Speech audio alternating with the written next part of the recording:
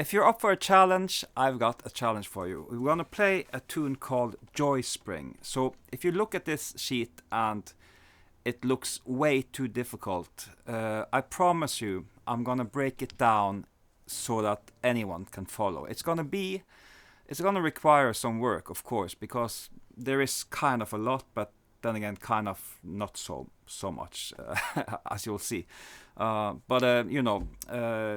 Yeah, if you're up for it and want to spend some time, I think you can really benefit from learning this tune, and it's just a really cool tune to play.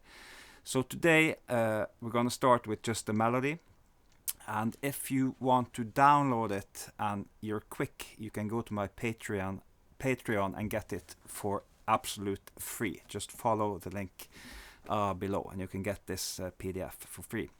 So yeah, let me just play it for you. It's a 32 bar form. It's written by Clifford Brown. It's a very cool tune.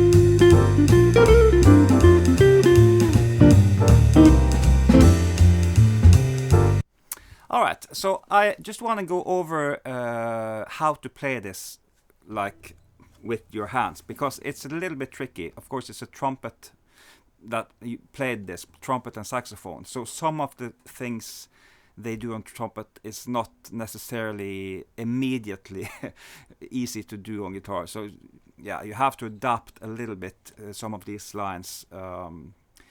Actually, to be honest, because a lot of it is because he does a lot of these trills, and it's a much stronger position for a guitarist if you can start that trill with the first finger. So that's a lot of the reasons to exactly where I suggest you play this. So yeah, and also some other stuff. We'll get to it. Some of it it's a little bit tricky, but then again, maybe it's not tricky. Maybe it's just that you're not used to it. I think so. It's definitely doable on the guitar, this melody. So we'll just take it bar by bar. So my suggestion, start with in the 8th position. That means you have your index finger on the 8th fret, and we'll actually do quite a lot of this tune in position. We're not going to move that much like within phrases. So start with the 3rd finger. That's bar number 1. Pick up into bar number 1. Next one, I suggest starting with the 2nd finger. This is bar 3. Because then we're skipping the B string. This is a little bit awkward at first, I thought, but once you've played it a few times, it's not so hard. Okay, so that's bar number 3. So bar with the 2nd finger, then up to the 3rd, and then we have this. Still in position. Everything is in position so far. And my suggestion is that in the end of bar number 4, we move up to the 10th position.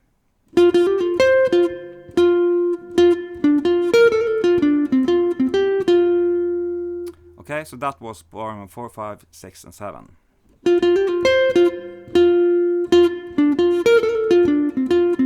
So let's repeat from the beginning in 8th position, and then I'll move up in the middle of bar number 4 to 10th position. So 1, 2, 3.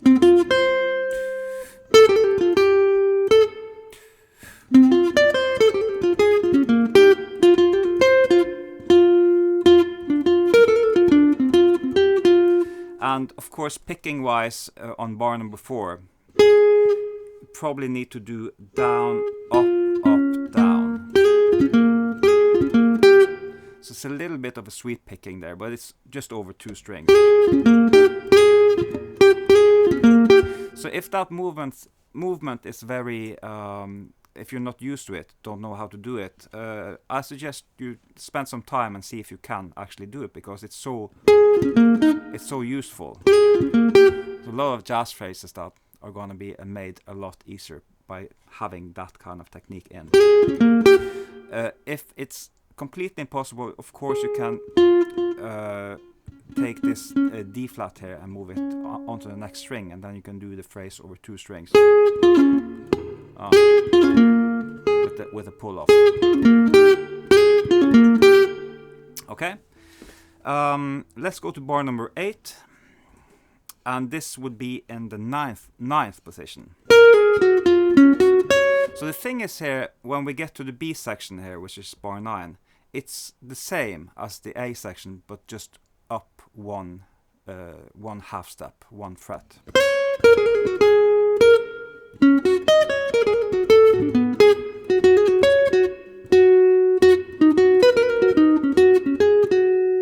And just the last bar number 16, is different. But other than that, the B section is the same as the A section.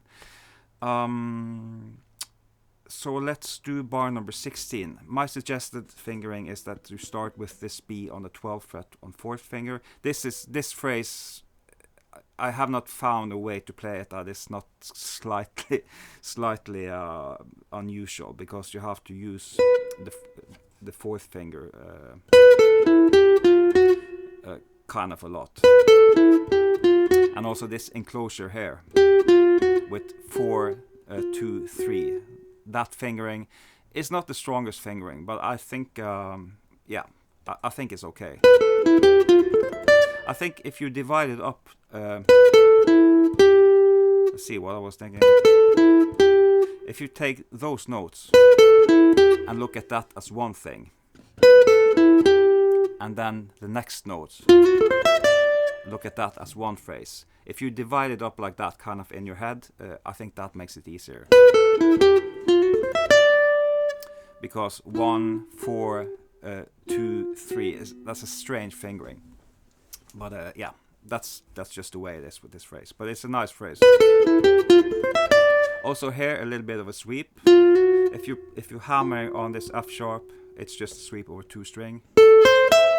Down, down, up.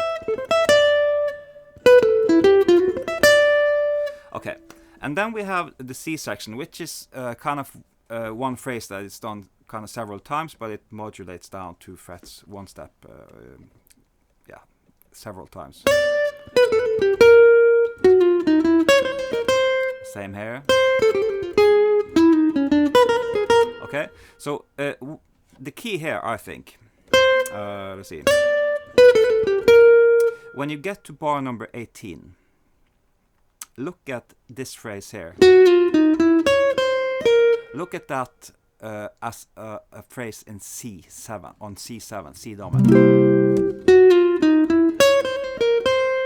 Okay, because then you'll see you have the first notes are, it's an enclosure with a target note E. So you have 2 chromatically down and below and up to the target note of E. Then you go straight up here to the flat 9 of C7. Okay? And same thing here, bar number 19. Bar number 20, look at that as playing on B flat 7. Targeting this D natural, the 3rd of B7. Bar number 21. And then kind of scale things. And from bar number 24, we're aiming into the A section again. In 8th position.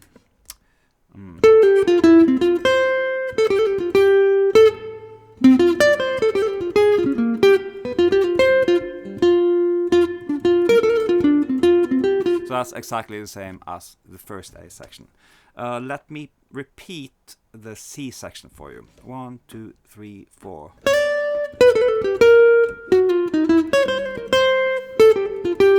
Sorry. Let me do that again. 1, 2, 3, 4.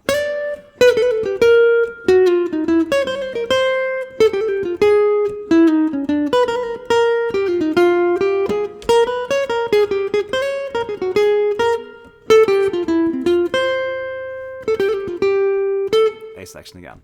So that's it. That's the entire tune. All these licks, they are kind of licks in this melody, right? So it's similar to what you would play in an improvised solo, right? It's just that the nature of this, because of the repeats and the sequencing and kind of the very clarity of the whole thing, makes it sound like it is a written melody. But it's almost like it could be an improvised solo, almost. I mean, you would be a really, really good improviser if you could improvise it. But the character of it is, it's straight ahead, bebop lines that you can use in your soloing, definitely. Right? All that stuff. I mean, how many times have you heard this in like in a solo, jazz solo?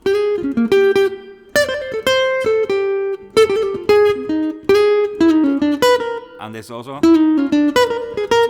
it's a very, very common melodic device that you can use in your soloing. So that's the thing. I mean, by learning melodies, you just expand your vocabulary in general, and you have that as an improviser.